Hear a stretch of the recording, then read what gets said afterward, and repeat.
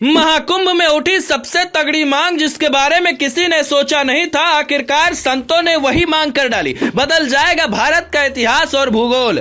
क्या भगवान श्री राम की फोटो के साथ आएगी मुद्रा? संतों की मांग से मची खलबली। कहा पहले हिंदू राष्ट्र और फिर सनातन बोर्ड का गठन। संतों ने कर लिया है प्रण।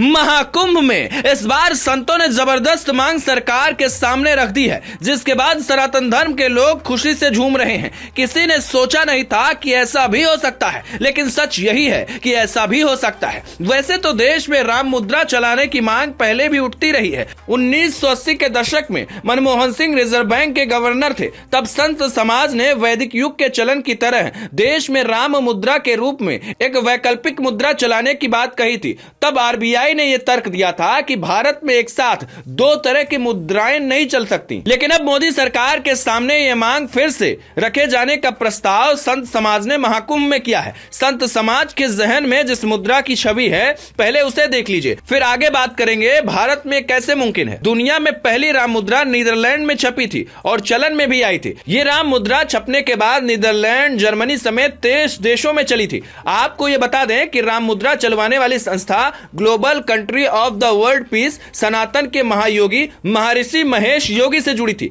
इसे दुनिया में सबसे अधिक संपत्ति वाली संस्था माना जाता है। महर्षि महेश योगी तो अब हमारे बीच नहीं रहे, लेकिन global country of the world piece की शाखाएं कई देशों में चल रही हैं। इन्हीं में एक आश्रम महाकुंभ की नगरी प्रयागराज के अरैल में है। इस आश्रम में प्रमुख ब्रह्मचारी गिरीश जी महाराज हैं। गिरीश जी के मुताबिक वो संत समाज की मांग के साथ वो global country of the world piece से जुड़े अर्थशास्त्रियों से भारत में राम मुद्रा के चलन पर चर्चा कर रहे हैं और जल्द ही रिजर्व बैंक के मौजूदा गवर्नर संजय मल्होत्रा से मिलेंगे। महर्षि गिरीश जी महाराज खुद भी यूरोप में चली राम मुद्रा की डिजाइन टीम में शामिल थे। इनका कहना है कि हमारे तमाम प्राचीन ग्रंथों में भगवान राम की गाथाएं हैं। उनके पुरुषार्थ और मानव रूप में मर्यादा पालक की छवियां उकेरी गई हैं। लोग आज भी सुबह शाम राम राम का जप करते हैं, तो उनकी श्रद्धा का ख्याल रखा जाना चाहिए। राम मुद्रा हमारे देश में राम महिमा का बड़ा संवाहक साबित होगा। गिरीश जी महाराज के मुताबिक राम मुद्रा की कीमत $10 के बराबर रखी गई थी। ये 30 देशों में खूब प्रचलित भी हुई थी।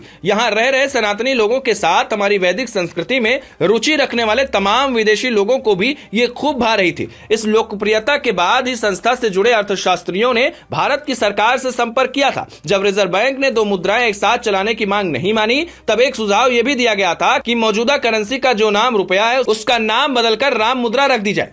तब सरकार की तरफ से भी कहा गया था कि हमारी मुद्रा का जो नाम रुपया है, वो हमारे सबसे प्राचीन भाषा संस्कृत के शब्द रूप से लिया गया है। इसका अर्थ होता है कच्ची चांदी, इसीलिए ये नाम हमारी संस्कृति के लिहाज से सटीक है। लेकिन मोदी सरकार के सामने इस संस्था के साथ संत समाज नए सिरे से नई मांग रखने की योजना बना रहा है।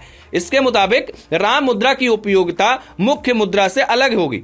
ये डेवलपमेंट करेंसी होती है जो सांकेतिक होती है और ये तय समय सीमा के लिए होती है। अगर राम मुद्रा रुपए से अलग मूल्य के लिए एक तय समय सीमा के साथ जारी की जाए, तो इसमें भगवान श्री राम से श्रद्धा रखने वाले तमाम लोग निवेश करेंगे। इससे देश की अर्थव्यवस्था में नई मुद्रा भंडार बनेगा, जो कि अर्थव्यवस्था के लिए फायदेमंद साबित होगा। तो क्या संत समाज की ये राय भारत के लिए जरूरी है? आप कमेंट कर जरूर बताइए। राम मुद्रा के चलन पर आपकी क्या राय है, हमें कमेंट कर लिखिए। और क्या आप संतों की बात से सहमत हैं?